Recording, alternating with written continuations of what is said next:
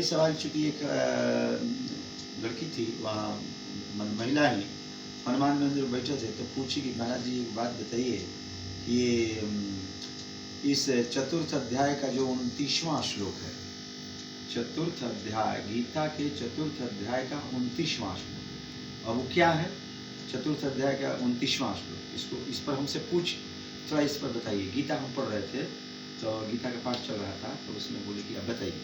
हमने देखो ये तुम सवाल तो बड़ा बढ़िया अच्छा कर दी, लेकिन इस सवाल का उत्तर हम तुमको कैसे दें? तुम प्राणायाम तो करती हो, या जो रामदेव जी ने कहा, या लोगों ने कहा, या और सब लोग, लेकिन जब तक तुम गुरुमुखी नहीं होगी तब तक इसका उत्तर समझना भी मुश्किल है। जानने की तो बात गीता में सभी लोग पढ़ ही रहे हैं कि इस प्राणायाम का क्या अर्थ होता है। तो अब आपको उस का श्लोक हम थोड़ा सा बताते हैं, गीता का एक श्लोक उस प्राणायाम से संबंधित, क्योंकि आप जरूरी है, क्योंकि ये बहुत जरूरी है और मेरा ये काम है बताना।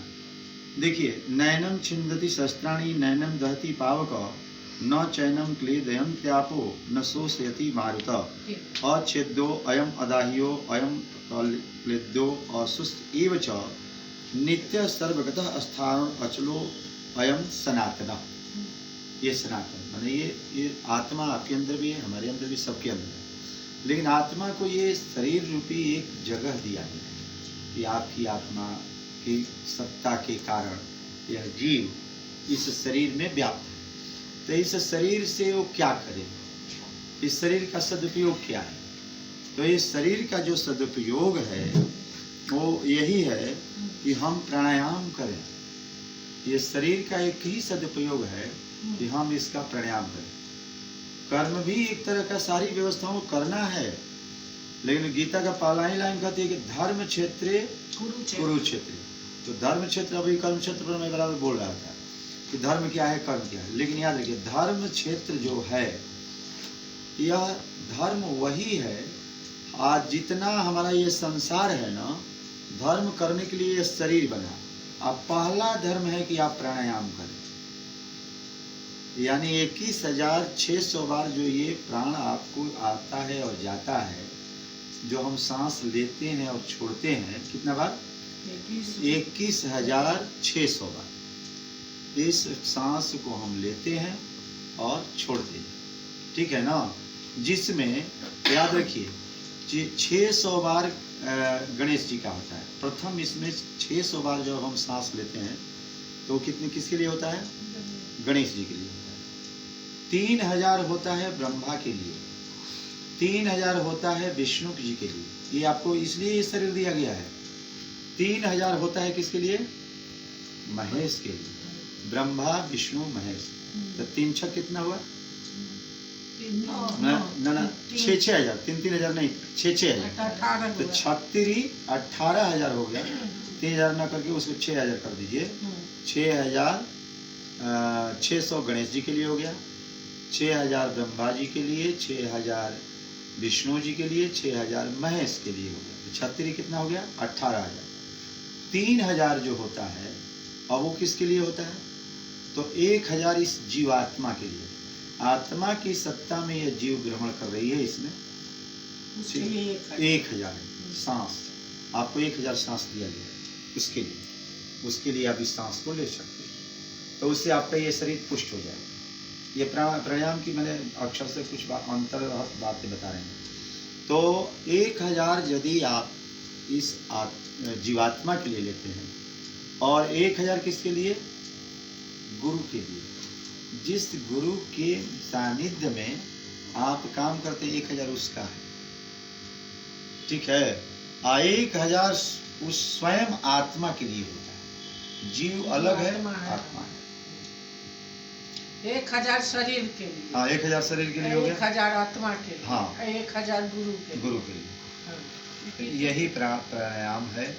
अब इसमें हम लोग अपने 3 हो गया, 3 उधर गणेश जी। 600 गणेश जी का है, 600 गणेश जी, 18 और 3 हो गया 21 और 600। हाँ, 600। तो 21,600 बार हम लोग सांस लेते हैं। मैंने इसलिए हम बताए कि इसको जानना चाहिए। और हम लोग प्राणायाम की व्यवस्था में यदि गुरु की सानिध्य में है 23 प्राणायाम की बात इसी चतुर्थ अध्याय में ये वो सवाल की थी कि इस 29वां श्लोक है, चौथा अध्याय का 29वां श्लोक है। प्राणे जुह्वति प्राणम प्राणे अपानम तथा परे प्राणापानगतोरुद्ध्वा प्राणायाम परायणा। प्राणायाम परायणा माने हम ये बता रहे थे कि प्राणायाम जो हम लोग करते हैं, अपाने जुह्वति प्राणम, जैसे हम लोग यज्ञ करते हैं उसमें हवन करते हैं, तो यहाँ आप लोग बताया गया कि हम उस प्राण वायु को अपान वायु में हवन करते हैं, माने ले आते हैं और यहाँ हवन करते हैं, ठीक है ना। फिर इसको भी ले जाकर ऊपर लेते हैं और इसको अपान में हवन करते हैं, और यही प्रक्रिया, हवन की प्रक्रिया हमारे इस प्राणायाम के माध्यम से चलते हैं। बात समझ गए? प्राणायाम यही अपाने, अपान वायु है, अपाने जुह्वति प्राणम, माने अपान को प्राण में हवन हो रहा है, प्राण वायु में अपान वायु का हवन हो रहा है, और ये प्रक्रिया ही प्राणायाम हो गई। तो नाभि से नीचे अपान, नाभि से ऊपर अपान, नहीं, नाभि से ऊपर प्राण और नाभि से नीचे अपान। इसको आदमी प्राण में खींचता है, फिर प्राण को खींचकर अपान, ठीक है ना। ये जानकारी की थोड़ी बात, ये गीता में लिखा हुआ है, और तब प्राणायाम की व्यवस्था आती, तो वो ऊपरी व्यवस्था, ठीक है ना।